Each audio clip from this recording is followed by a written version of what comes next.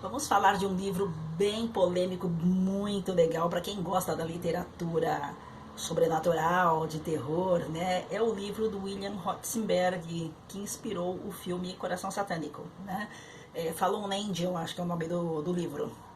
E adaptado, né, para Coração Satânico aqui por causa do filme. Mas esse livro ele tem assim, uns aspectos bem interessantes, porque ele foi um livro feito logo assim no pós-guerra, né, na década de 50 mais ou menos. E ele vai abordar uma temática que era muito, como é que eu vou te dizer, muito intrigante naquela época, né, que era pessoas que em busca da fama, né, faziam pacto com o diabo para terem notoriedade, né, no seu trabalho, quer seja artístico ou qualquer tipo de empresarial, né? Eu acho que remete um pouco também àquelas histórias que a gente lia sobre Fausto, né? Eu tô até com o livrinho aqui, ó. Fausto, ele conta a história de um homem que ele vende a alma para o diabo para que ele tenha uma projeção maior né, na profissão dele, na carreira dele, para que ele seja diferenciado dos outros e ganhe grande fama. O que acontece no livro, né, do Rothenberg, que é bem visualizado no filme, né, é que se trata de um cantor de jazz, né, que ele faz um pacto com o demônio, com o diabo, para que ele consiga ser um cantor muito além do que os outros eram naquela época, né? O jazz, o jazz, o blues, né? São músicas que nascem nas comunidades negras, né? Tem pessoas que têm um fascínio por esse estilo musical porque é muito envolvente mesmo, né? Ele vai ser vamos dizer assim, o bisavô lá do rock, do soul, né? De músicas assim, músicas bem gostosas de ouvir, né? E ele queria ter um diferencial. O personagem do livro é o Johnny Favorite, né? O Johnny Favorite, ele era um cantor, vamos dizer assim, mediano como a maioria dos outros, mas ele não queria ser mais mediano, ele queria ser o top do top, né? Então ele faz esse pacto com o diabo e depois ele vai para a guerra, né? Só que antes de ir para a guerra, quando ele vê aquele monte de soldados, né, voltando das batalhas, ele tem uma ideia, né, com um grupo de pessoas com que ele andava, que ele só andava com boa gente. E com a namorada dele, né, que era a Margaret Cruzemark, né, a Madame Zoura, ela, ela ensina para ele uma maneira dele conjurar o demônio e uma maneira dele conjurar um feitiço que fizesse a alma dele habitar o corpo de outra pessoa, para que assim ele pudesse enganar o demônio. Eu faço o pacto, mas na hora de cobrar, né, ninguém vai me encontrar, porque minha alma vai estar em outro lugar, em outro corpo. E ele sacrifica um jovem, né, sacrifica uma pessoa, para que o corpo dele pudesse habitar no corpo daquela pessoa. Só que logo após a guerra, ele tem uma amnésia, ele não se lembra do que aconteceu, e ele vai vivendo a vida da pessoa do corpo que ele habitou, né? Que é o Harry Angel, né? Da história, né? O tempo vai passando e o diabo vai cobrar ele, porque o diabo sabe exatamente onde ele está, né? Só que o que o diabo precisa, né? O Lúcifer, né? O Louis Cypher, né? Muito bem representado pelo Robert De Niro, é que o Johnny Favorite, ele não podia ter a alma dele cobrada se ele não se lembrasse quem ele é. Ele precisava ter a plena consciência de que ele fez um acordo e ele precisa pagar. Então ele enreda ele numa trama de detetive para que ele busque pistas sobre o Johnny Favorite. E buscando essas pistas, a memória dele vai tendo aqueles insights, né, até ele se perceber como personagem, que é o que acontece lá no livro também, na cartada final do filme, assim, dele descobrir que, na verdade, o homem que ele estava procurando era ele mesmo habitando o corpo do Harry Angel. Gente, eu sugiro muito que vocês leiam esse livro, se vocês gostam desse tipo de literatura, e assistam. O filme é bem impactante, tá? Teve épocas aí que ele foi até proibido em alguns países, porque tem cenas muito fortes. Não é um filme para qualquer um, não é um filme para qualquer público. E o livro também, eu acredito que não seja para qualquer público. né? Ele é um livro para pessoa que tem uma mente aberta, não para ler assim no sentido religioso, tá? Mas para pessoa entender que existem certos misticismos e crenças, né? Não só crença no sobrenatural, não, mas crenças assim de que o meu sucesso se deve a um poder que está fora de mim, né? As pessoas atribuem muitas vezes o sucesso da vida delas a algo que está fora do seu dom ou da sua habilidade natural. Elas delegam a terceiros, né? Sejam eles espíritos bons ou ruins, todo o sucesso que a vida delas possa ter, né? Recomendo que leia Fausto também, porque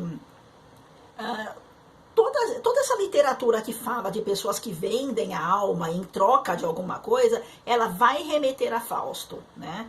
Fausto é uma literatura clássica, assim. Ele fala a respeito de pessoas que vão fazer pactos com forças sombrias, porque elas acreditavam que toda a fama que ia além do normal tinha alguma influência sobrenatural, né, na vida daquela pessoa. É onde vai as superstições. E superstições e crendices é uma coisa que está muito intrínseca no filme Coração Satânico. Porque você vai ver ali, no decorrer da narrativa lá do filme, várias religiões, né, tendo as suas participações lá. Você vai ver pessoas que são de cultos evangélicos, né, mas cujo líder é uma pessoa que explora a comunidade. Você vai ver cultos relacionados ao Udu, né, que é uma mistura de cultos africanos com crenças nativo-americanas, né? Você vai ver o Voodoo, que é uma religião que provém do Haiti, provém também de alguns berços, tem berço lá na África também. Você vai ver um pouco da religião católica e você vai ver um pouco de crendices populares. Tem uma cena onde isso fica muito explícito. É uma hora em que o Robert De Niro, né, o Louis Cyphre, ele está dentro de um restaurante comendo um ovo cru. Um ovo não cru, não, um ovo cozido. E ele oferece esse ovo para o Harry Angel, né? E o Harry Angel fala que ele não gosta, que ele tem paura de galinhas, né, no filme. E ele explica para ele o significado do ovo, né? Que em algumas crenças o ovo pode significar a alma da pessoa. Então ele põe aquele ovo na boca, né? Ele salga primeiro, ele joga um pouquinho de sal. Na hora que o sal cai um pouquinho na mesa, o que o Harry faz? Ele pega o sal e ele joga para cima do ombro esquerdo, porque é uma tradição de cultura quase que popular, quase que todo mundo que tem essas crendices populares costumava fazer isso. Pegar o sal que cai na mesa e jogar no ombro direito, porque se acreditava que você acertava o olho do diabo. Só que o diabo estava na frente dele. Olha que interessante, né? Outra coisa também que fica bem assim, vamos dizer assim, explícita, né, no filme, é que religião nenhuma pode salvar você. Porque lá estavam várias religiões, né?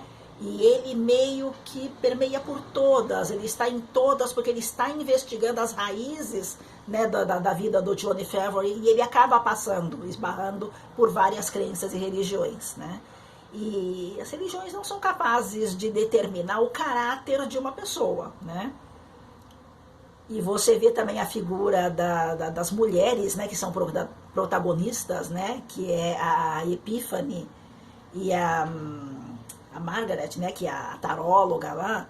Embora elas sejam pessoas assim de uma figura muito doce, né? Você olha o rosto delas, a vida especial da Epiphany é uma vida bem miserável, né?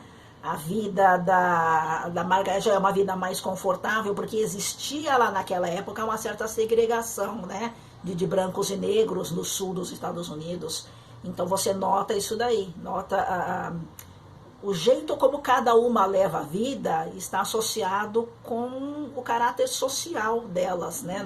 Naquela sociedade, naquela época, né? E você vê que nem o fato delas serem pessoas assim simples, viverem a vida cada uma dentro das suas crenças, né? Porque a Margaret é uma pessoa muito esotérica, né?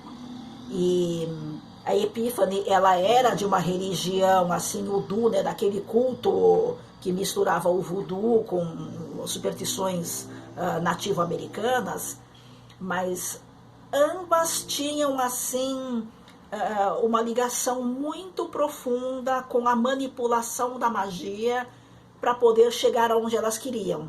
E nunca chegaram, né? Porque Epiphany, ela morre assassinada e pobre, né? Naquela miséria que vivia a família dela. A Margaret, ela participou do evento passado, né?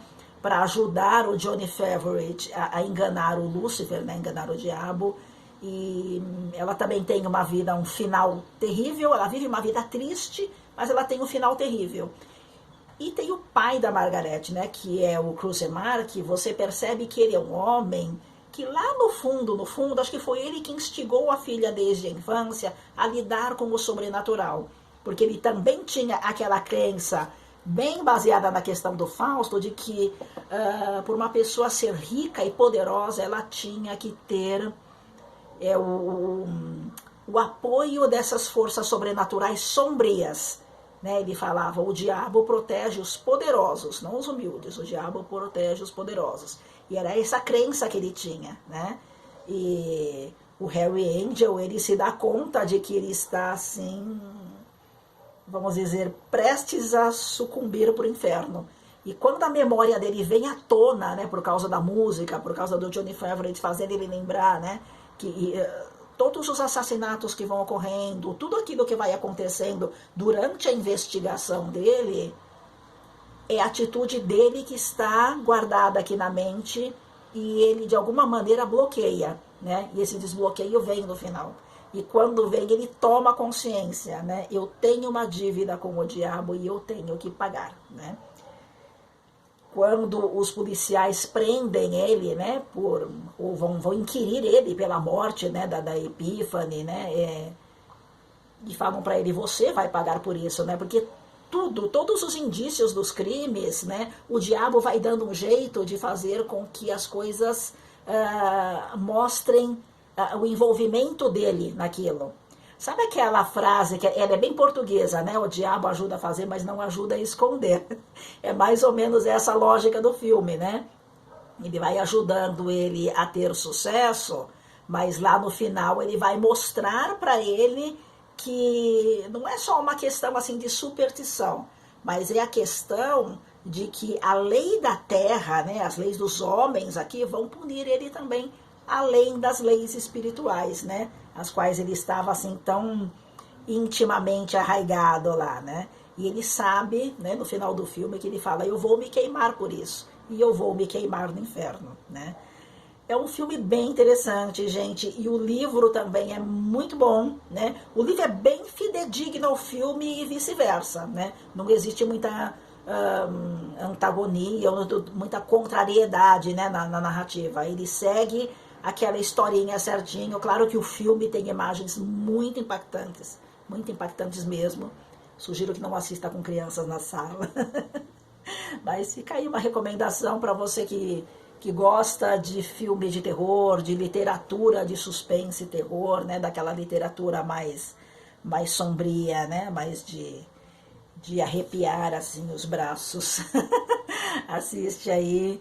Leia o livro e, se puder, leia Fausto, leia os clássicos, gente. Os clássicos, eles sempre vão ter uma releitura no cinema algum tempo depois. Isso é notório, né?